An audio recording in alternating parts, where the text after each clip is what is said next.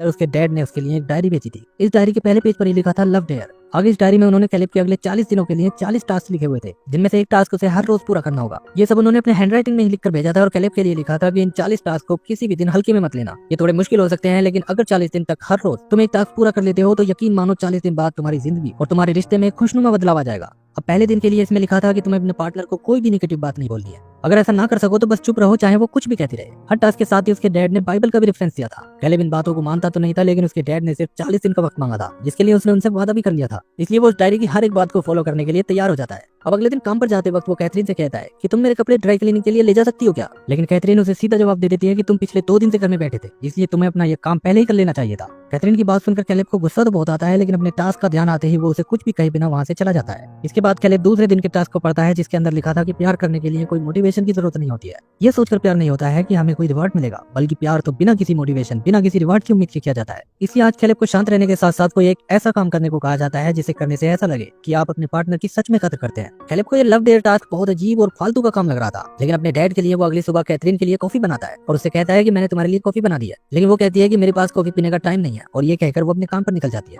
जिसे देखकर कैलेब हैरान हो जाता है कि इतना अच्छा काम करने का भी ये सिला मिल रहा है। वो गुस्से में सारी कॉफी किचन के सिंक में डाल देता है। तीसरे दिन के लिए डायरी में लिखा था कि तुम्हें आज अपने पार्टनर के लिए कोई ऐसी चीज खरीदनी है जिससे लगे कि आज तुम अपने पार्टनर के बारे में ही सोच रहे थे। इसलिए पिछले दिन के रिजल्ट को भुलाकर कैलेब कैथरीन के लिए कुछ फूल और चॉकलेट ऑर्डर करता है, लेकिन वो सारी चीजें सस्ती वाली खरीदता है क्योंकि उसे मालूम था कि इनका कोई फायदा नहीं होने वाला। उसका अंदाजा सही निकलता है और जब कैथरीन रात में काम के बाद घर आती है तो टेबल पर अपने लिए रखे फूल और चॉकलेट को देखकर पहले तो हैरान होती है और फिर गुस्से में इन्हें इग्नोर करके अपने रूम में चली जाती है। इसके बाद अगले दिन के टास्क के लिए कैलेब कैथरीन को उसके काम के वक्त फोन करता है, उसका हालचाल पूछता है और कहता है कि अगर तुम्हें कुछ चाहिए तो काम से आते वक्त मैं ला दूंगा। कैथरीन हैरान होकर उससे कहती है कि तुमने आज तक मुझसे ये बात नहीं पूछी, फिर आज क्या बात है। कैलेब उसे कुछ नहीं बता पाता क्योंकि ये सब वो उसके लिए नहीं बल्कि अपने डैड के लिए कर रहा था। आखिर कैथरीन उसे कह देती है कि मुझे किसी चीज की जरूरत नहीं है। इस तरह कैलेब अपने चौथे दिन का टास्क भी पूरा कर लेता है, लेकिन कैथरीन को अचानक उसका ये अजीब बर्ताव देखकर उसके ऊपर कुछ शक होने लगता है। वो इस बारे में अपनी फ्रेंड को बताती है, जो कैथरीन को कुछ इस तरह भड़काती है जिससे घर आते ही आज वो कैलेब से कहती है कि मुझे पता है तुम क्या करने की कोशिश कर रहे हो, तुम ये सारी चीजें इसलिए कर रहे हो ताकि डिवोर्स के टाइम तुम ज्यादा प्रॉपर्टी ले लो, लेकिन ऐसा नहीं होगा, तुम्हें अपने हिस्से से एक पैसा भी ज्यादा नहीं मिलेगा। इस बात पर कैलेब भी आज अपने गुस्से पर कंट्रोल नहीं कर पाता और वो गुस्से में कहता है कि ये सब मैं प्रॉपर्टी के लिए नहीं बल्कि तुम्हारी रिस्पेक्ट पाने के लिए कर रहा था। लेकिन कैथरीन कहती है कि रिस्पेक्ट ही पानी है तो फिर तुम ये क्या कर रहे थे। दरअसल कैथरीन जब घर आई थी तो उस वक्त कैलेब इंटरनेट पर फोन देखने में लगा हुआ था, इसलिए उसे चुप रहना पड़ता है, वरना झगड़ा आज बहुत पड़ सकता था। कैथरीन उसे कहती है कि इस तरह गंदे काम करने वाले इंसान की मैं कभी इज्जत नहीं कर सकती। ये कहकर वो अपने रूम में चली जाती है और कैलेब को इतना तेज गुस्सा आता है कि वो अपने डैड को कॉल करके कहता है कि बस बहुत हो गया, मैं अब ये लव डेयर टास्क नहीं करने वाला, क्योंकि इतना कुछ करने के बाद भी उसे कोई परवाह नहीं है। कैलेब के डैड उसे समझाते हैं कि ये क्यों बोल रहे हो कि ये टास्क 4 दिन का नहीं बल्कि 40 दिन का है। कैलेब कहता है कि ऐसे रास्ते पर चलने का क्या फायदा जिसका हमें पहले ही पता है कि उसकी कोई मंजिल नहीं है। इस पर कैलेब के डैड उसे समझाते हैं कि ये लव डेयर टास्क रिजल्ट पर नहीं बल्कि डिसीजन पर काम करता है। तुमने फैसला कर लिया है और फायर फाइटर होने के नाते तुम इतनी जल्दी हार नहीं मान सकते। तुम्हें बस 40 दिन मेरी उस डायरी के हिसाब से पूरे करने हैं, फिर जो भी तुम्हारा मन करे वो करना, मैं कुछ नहीं कहूंगा।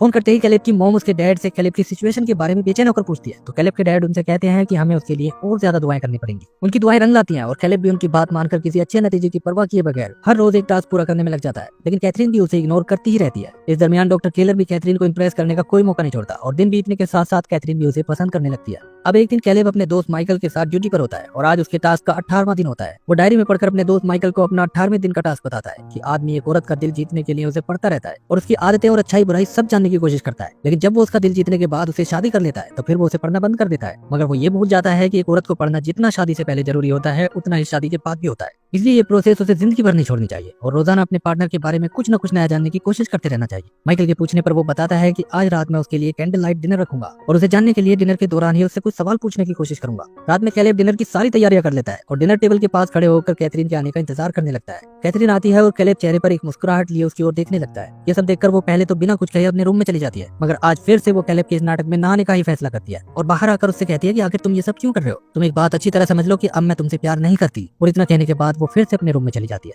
मगर कैथरीन के इस रवैये से कैलेब को आज एक गहरी चोट लगती है। 18वें दिन तक आते आते वो इन सारे टास्क को पूरे दिल से करने लग गया था, लेकिन आज उसका सब्र टूट जाता है। उसकी आंखों से आंसू बाहर निकलने की जोरदार कोशिश कर रहे थे, लेकिन वो इन्हें रोक लेता है और ये सब खत्म करने के लिए अपने डैड को कॉल करता है। उसके डैड उसे समझाने की काफी कोशिश करते हैं कि अब वो आधे रास्ते तक आ गया है, लेकिन जब कैलेब आज उनकी कोई बात नहीं मानता तो अगले दिन वो उससे मिलने के लिए घर आ जाते हैं और काफी वक्त तक उसकी बातें सुनने के बाद कहते हैं कि लगता है तुम सिर्फ उस डायरी में लिखे टास्क को ही पढ़ते हो, उसके नीचे लिखे बाइबल के वर्सेस तुम नहीं पढ़ते। वो उसे समझाते हुए कहते हैं कि तुम्हें ये टास्क पूरे करने के साथ साथ गॉड से भी हेल्प मांगनी चाहिए। कैलेब कहता है कि आप अच्छे से जानते हैं कि मैं गॉड के चक्करों में नहीं पढ़ना चाहता, वैसे भी गॉड का इस सबसे क्या लेना देना। मैं कैथरीन को पिछले कुछ दिनों से प्यार दिखाने की कोशिश कर रहा हूँ, लेकिन वो फिर भी मुझे पूरी तरह रिजेक्ट किया जा रही है। एक इंसान हमें बार बार रिजेक्ट किया जा रहा है ये जानते हुए भी हम उससे कैसे प्यार कर सकते हैं। कैलेब की ये बात सुनकर उसके डैड कहते हैं कि ये तुमने अच्छा सवाल पूछा है और इसका जवाब यह है कि हम वो चीज किसी को कैसे दे सकते हैं जो हमारे पास है ही नहीं। फिर वो उसे समझाते हैं कि हम गॉड को भी हर बार रिजेक्ट करते हैं लेकिन फिर भी वो हमें प्यार करना बंद नहीं करते क्योंकि वो सच में हमें प्यार करते हैं। ये कहकर वो कैलेब को गले लगा लेते हैं। कैलेब के ऊपर भी अपने डैड की बातों का गहरा असर होता है। आज उसे प्यार का असली मतलब समझ में आ गया था, इसलिए वो फैसला कर लेता है कि कैथरीन चाहे कितना भी उसे रिजेक्ट करे फिर भी वो उसे प्यार करना नहीं छोड़ेगा।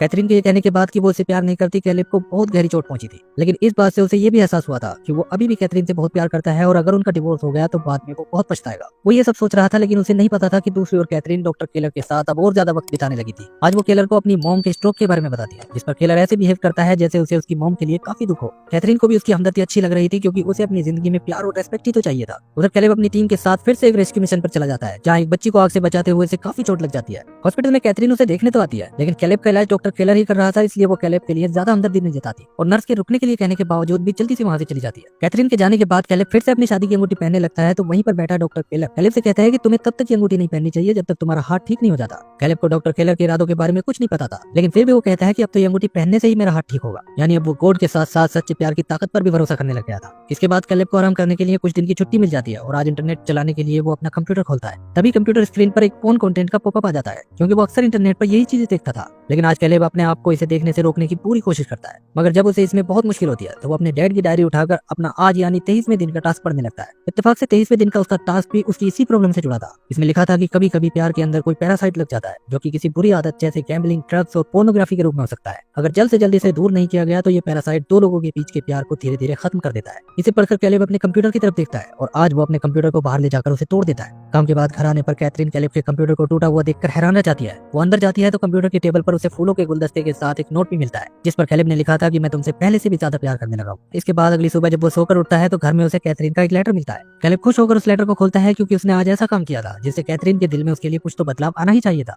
लेकिन जब वो लेटर को खोलता है तो इसमें डिवोर्स पेपर्स को देखकर वो अंदर से टूट जाता है। आज वो अपने आंसुओं को भी नहीं रोक पाता और अपना सर पकड़कर रोने लगता है। वो अपने डैड को ये बात बता देता है जिससे उसके मॉम डैड दोनों ही बहुत उदास हो जाते हैं। उधर कैथरीन अपने हॉस्पिटल के ही मेडिकल इक्विपमेंट स्टोर में जाती है जो कि डिसेबल लोगों के लिए व्हील चेयर और बेड बेचते हैं। वो अपनी मोम के लिए इक्विपमेंट्स के बारे में बस बात ही करने आई थी, लेकिन यहाँ काउंटर पर बैठी लेडी उसे बताती है कि आपकी मोम के लिए व्हील चेयर और बेड हमने आज सुबह ही उनके घर भिजवा दिए हैं। कैथरीन कहती है कि मैंने तो अभी तक पेमेंट भी नहीं किया, जिस पर वो लेडी बताती है कि दोनों चीजों के लिए कई दिन पहले पेमेंट कर दी गई थी। वो लेडी आगे कुछ और बातें बताने लगती है लेकिन बाकी बात सुने बिना ही कैथरीन यहाँ से सीधा अपने मोम डैड के घर जाती है और अपने मोम को नई व्हील चेयर पर देखकर वो बहुत खुश होती है। इसके बाद वो डॉक्टर केलर के पास जाकर उससे कहती है कि मेरी मोम के लिए इतने पैसे देने की क्या जरूरत थी। केलर कहता है कि ये तुम्हारा बड़प्पन है, वरना मैंने जो किया वो इतना ज्यादा भी नहीं था। कैथरीन उसका शुक्रिया करती है और उसका हाथ थामकर उसे साथ में लंच के लिए पूछती है। वो पहले ही डॉक्टर केलर से बहुत इंप्रेस थी लेकिन अब $24,000 की बड़ी रकम से उसके मॉम डैड की हेल्प करने की वजह से कैथरीन उसे पसंद भी करने लगती है। दूसरी ओर कैलेब घर में सफाई कर रहा था, तभी वो अपनी वाइफ के कमरे में डॉक्टर केलर का भेजा हुआ लव लेटर देखता है। इस लेटर को देखकर वो हैरान रह जाता है। उसे अंदाजा भी नहीं था कि अपनी वाइफ के साथ उसके झगड़े का कोई और ही फायदा उठा रहा है। वो उसी वक्त डॉक्टर केलर से मिलने के लिए चला जाता है और जाते ही दांत पीसते और मुठ्ठियां बीचते हुए उसे ऐसी धमकी देता है जिससे डॉक्टर केलर बुरी तरह डर जाता है और कैलेब के जाने के बाद ड्रॉवर में रखी अपनी अंगूठी को देखने लगता है। यानी कि असल में डॉक्टर केलर एक शादीशुदा आदमी था और वो धोखे से कैथरीन का फायदा उठाना चाह रहा था। लेकिन कैलेब की धमकी के बाद कैथरीन जब उससे लंच पर चलने के लिए पूछने आती है तो वो उससे काम का कोई बहाना बना देता है और नजरें फेर कर वहाँ से चला जाता है, जिससे कैथरीन हैरान रह जाती है कि कल तो डॉक्टर केलर ने उसे लव लेटर दिया था, फिर अचानक उसे क्या हो गया। अगली सुबह कैलेब उठकर देखता है कि कैथरीन का पर्स घर में ही रखा है। वो उसके रूम में जाकर देखता है कि वो अपने बेड पर लेटी हुई है। आज उसे बुखार था, इसलिए कैथरीन के मना करने के बावजूद भी कैलेब उसके लिए बाहर से दवाई ले आता है। कैथरीन भी दवाई ले लेती है लेकिन वो कैलेब से पूछती है कि आखिर तुम ये सब क्यों कर रहे हो, अचानक इतने बदलाव की वजह क्या है। कैलेब कहता है कि मैंने अपने काम पर सीखा है कि हमें कभी भी अपने पार्टनर को अकेला नहीं छोड़ना चाहिए। फिर वो उसे उसके डैड की दी हुई डायरी के बारे में बता ही रहा था कि तभी कैथरीन वो डायरी कैलेब को दिखाती है जो कल रात उसके हाथ लग गई थी। वो उससे पूछती है कि आज तुम्हारा कौन सा दिन है। कैलेब उसे अपना 43वां दिन बताता है, जिसे सुनकर कैथरीन उसे कहती है कि इसमें तो सिर्फ 40 दिन ही लिखे हैं। कैलेब कहता है कि इसमें ये तो नहीं लिखा कि 40 दिन के बाद मुझे सब बंद कर देना है। वो उसे सारी बातें बताता है कि किस तरह वो फिर से गॉड पर विश्वास करने लगा है और उन्हीं की वजह से उसे पता चला कि सच्चा प्यार क्या होता है। कैथरीन उसकी सारी बातें ध्यान से सुनती है लेकिन फिर भी वो कहती है कि इस वक्त मैं उस कंडीशन में नहीं हूँ कि तुम्हें दूसरा मौका दूं। आज तो तुम ये सब कर रहे हो लेकिन तुम्हें इस सब की आदत नहीं है, इसलिए कल फिर से तुम अपने उसी रूप में आ जाओगे।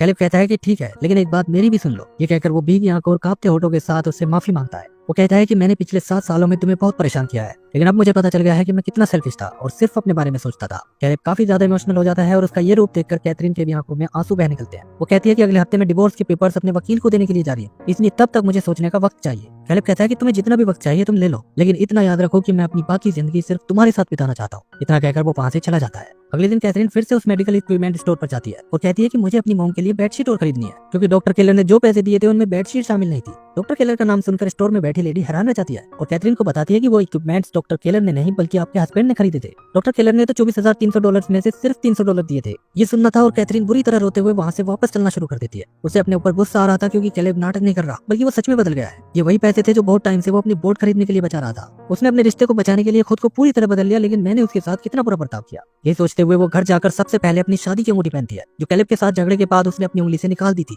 वो अपने आंसुओं को कंट्रोल नहीं कर पा रही थी, लेकिन फिर भी किसी तरह वो अपने आप को तैयार करने में लग जाती है। दूसरी ओर कैलेब अपने ऑफिस में होता है। तभी माइकल आकर उसे बताता है कि कैथरीन बाहर तुम्हारा इंतजार कर रही है। ये सुनते ही कैलेब जल्दी से बाहर जाता है, जहाँ एक खूबसूरत ड्रेस पहने खड़ी कैथरीन को देखकर वो हैरान रह जाता है। कैथरीन भी अपने आंसुओं को रोकते हुए उससे कहती है कि अगर ये मैंने पहले नहीं कहा तो आज कहती हूँ कि तुम बहुत ही अच्छे इंसान हो और मैंने तुम्हें माफ कर दिया है। ये सुनकर कैलेब की आंखें भर आती हैं, लेकिन कैथरीन यही नहीं रुकती। वो फिर कहती है कि अगर मैंने ये भी पहले नहीं कहा तो आज कहती हूँ आई लव यू, क्या तुम मेरे साथ बूढ़े होना चाहोगे। ये सुनते ही कैलेब खुश होकर कैथरीन को अपने गले से लगा लेता है और वो दोनों एक दूसरे को किस भी करते हैं, जिसे देखकर कैलेब का दोस्त माइकल भी बहुत ज्यादा खुश होता है। ये बात जब कैलेब के मॉम डैड को पता लगती है तो वो दोनों बहुत खुश होते हैं और गॉड का शुक्रिया करते हैं। इसके बाद कैलेब और कैथरीन दोनों एक दूसरे के साथ काफी खुश होते हैं और एक दिन वो दोनों कैलेब के मॉम डैड से मिलने उनके घर जाते हैं। कैलेब को लगता था कि ये लव डेयर टास्क उसके डैड ने उसकी मॉम के लिए किया होगा, लेकिन उसके डैड बताते हैं कि मैं तो तुम्हारी मॉम को छोड़ना चाहता था, लेकिन उसने मेरे लिए गॉड से बहुत ज्यादा प्रेयर की और ये लव डेयर टास्क भी उसी ने मेरे लिए किया था। उसने मुझे कभी जाने ही नहीं दिया और आज मैं तुम्हारी मॉम से बहुत ज्यादा प्यार करता हूँ। ये सुनकर कैलेब एकदम से शॉक रह जाता है और उसकी आंखों में आंसू आ जाते हैं, क्योंकि वो अपनी मॉम को बहुत गलत समझता था। उसे उनका कुछ भी कहना और फोन करना भी बिल्कुल अच्छा नहीं लगता था।